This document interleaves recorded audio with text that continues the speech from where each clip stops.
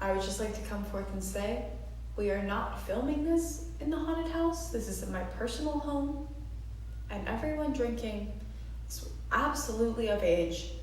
I checked every ID myself. We are safe here. What?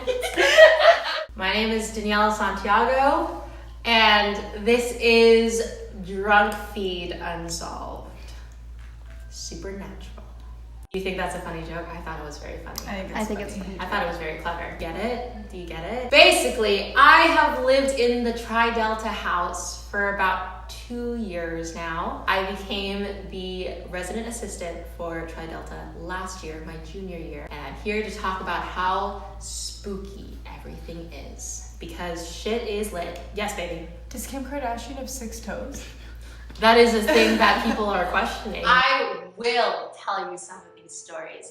Here are some of the stories of the ghosts here at Tri-Delta Brunel University. My name is Melanie Lauren Marlone Raper. How are you connected to the house? I came to Brunel University, the women's college, in the spring of 2016, and I joined Tri-Delta fraternity, and I moved in the fall of 2016, and I don't think I'll ever leave. I have 2 ghosts. Ghost stories, ghosts. I'm not sure. So, picture this, kids. It's the fall of 2018.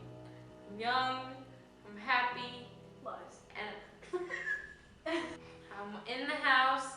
I just moved into the president's suite as I am the ex-president of this organization. I was discharged with honor. I was in my room, which is on the main floor by itself, and all of a sudden I hear this.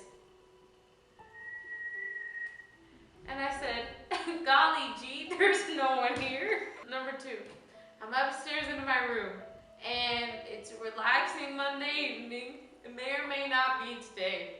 I go into my closet to get some air freshener from Bath & Body Works, Leaves, you know the one. And I go in, I grab it off the shelf, the little metal bottle is cold on my hand. And I come out of my walk-in closet, and I look at my desk, and there's my water bottle, and she's sturdy. And I'm thinking I'm gonna put the air freshener where the water bottle is, and before I even reach the table, my water bottle does this.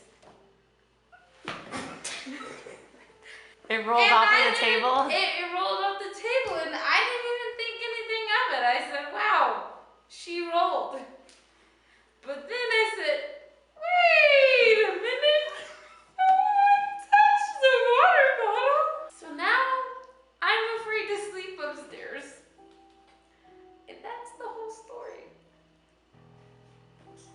I can't fucking stand all of you. Thank you. All right. State your name and how you are connected to the house. My name's Alyssa. I am the president of Tri-Delta, but I've been a member for 3.5 years.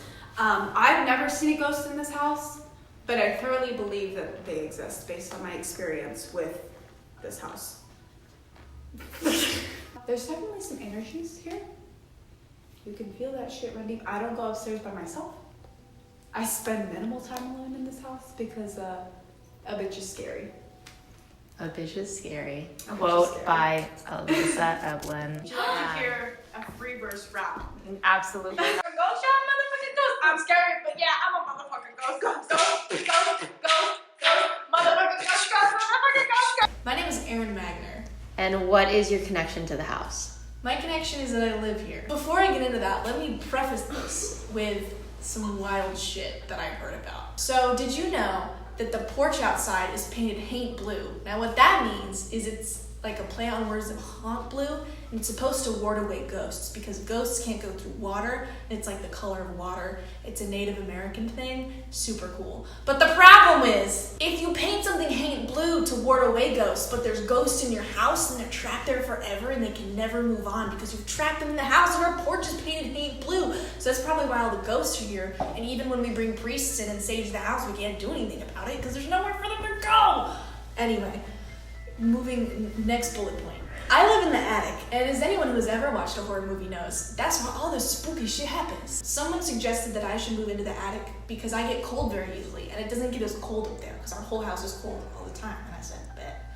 So I moved into the house, and the attic room is very isolated from everyone else, and there's this like secret little stairway that goes up to my room that no one goes on unless you're going up to my room, because why else would you need to go on that set of stairs? You wouldn't. So I move in, and it's like the second day I'm there, and I'm working at my desk because I'm a good student. And all of a sudden, everything starts rattling, and I hear a thumping, like someone's running up and down the stairs. So I'm like, that's weird. And it keeps happening. And it's, to emphasize, happening so hard that my shit is rattling. So I text in the group chat, I'm like, hey, who the fuck is running up and down the stairs? And everyone's like, no one is. No one's even here right now, you dummy. And I said, ah! That's ghosts. Bullet point 3. I'm sitting in my room, it's like 2 a.m., but I can't go to sleep. Why can't I go to sleep? Because there's a knocking on my wall. My wall is not next to anything next to my bed. It's like just drywall as far as the eye can see. But I hear a knock, and not just like scattered knocks, but like a 3 knock, the Holy Trinity knock, as, what is it, Zach from Ghost Adventure says? Who fucking knows? The douchebag one. He says it's a mock of the Holy Trinity. I believe him. And that happens all the time. Sometimes I just like wake up in the middle of the night to knocking, and I'm like, you fuckers again, and I have to go back to sleep. It's insane. I think ghosts like me because I'm so attractive. Other things that happen in my room. I hear people crying in the bathroom. No one's in the bathroom because that'd be fucking weird. How would they get there? It's small and it's like a prison, and sometimes people cry and I go in there and no one's crying. It's super weird. My ceiling is leaking. I think it's the ghosts testing me. Another bullet point. I was in the formal room of Tri Delta, and I was there on accident. Me and 2 other girls, we weren't supposed to be there, but accidentally we had been brought to the formal room at like midnight. And it was very dark, and we were very alone and very scared. And all of a sudden it felt like someone was hugging me, as if to say, it's gonna be okay. You good.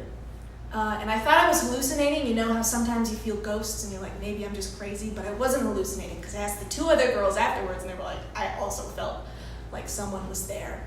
So basically what I'm saying is that ghosts are real, and we've trapped them in this house, and we need to repaint our porch.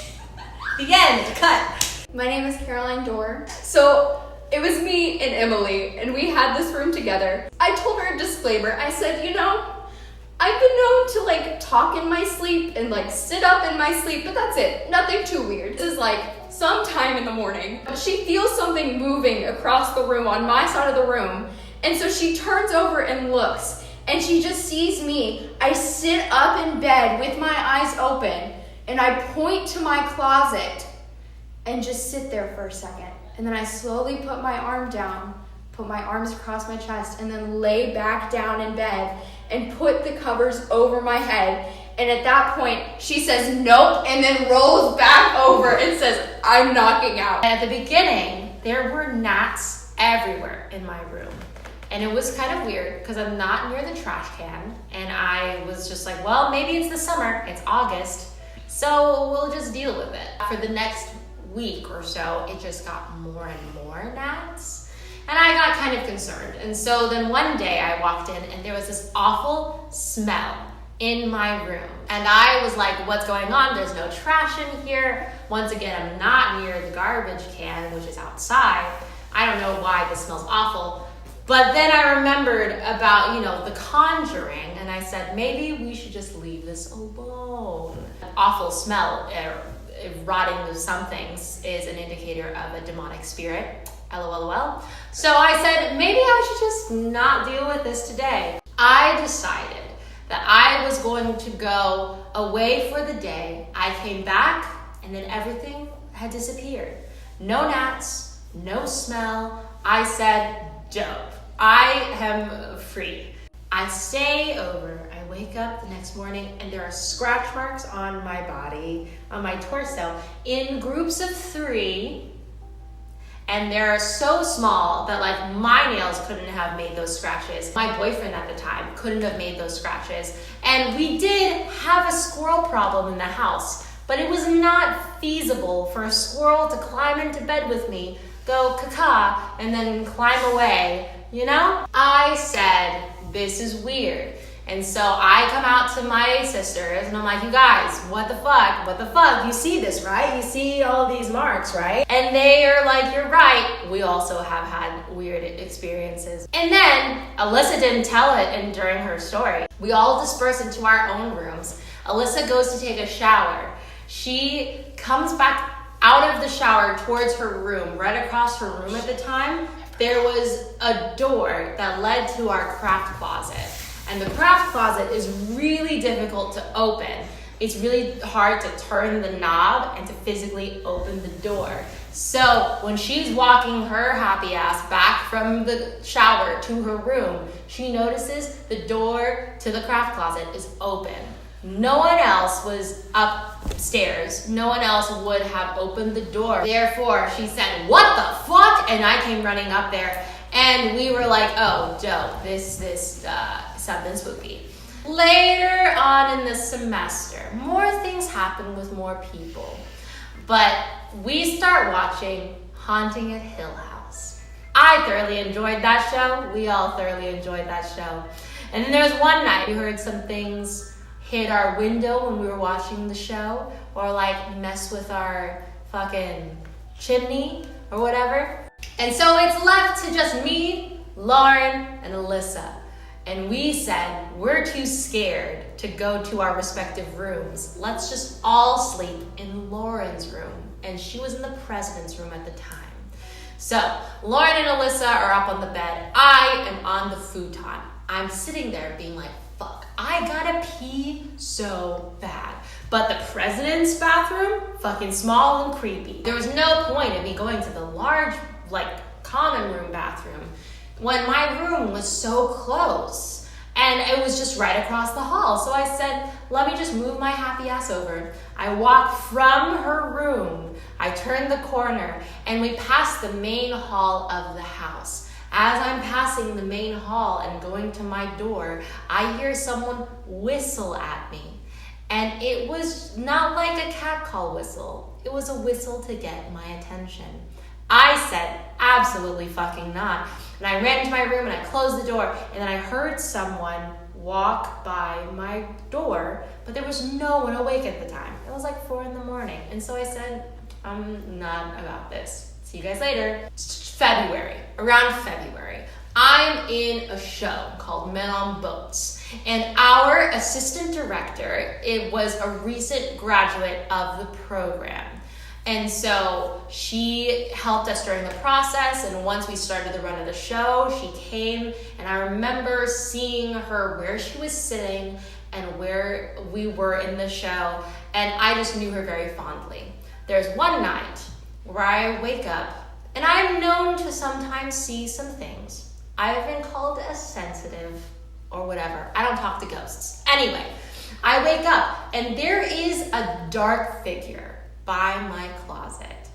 And I felt the presence, and I said, this isn't a malicious presence, so I'm just gonna turn over and pretend like I didn't see it. And then later on that day, we found out that she passed away in her sleep. My theory is this house is kind of like a magnet of something, of some spirits, of some sort. I don't really know what happened in the house, but something must have happened to where some weird shit is going on. Even though we blessed the house many a time,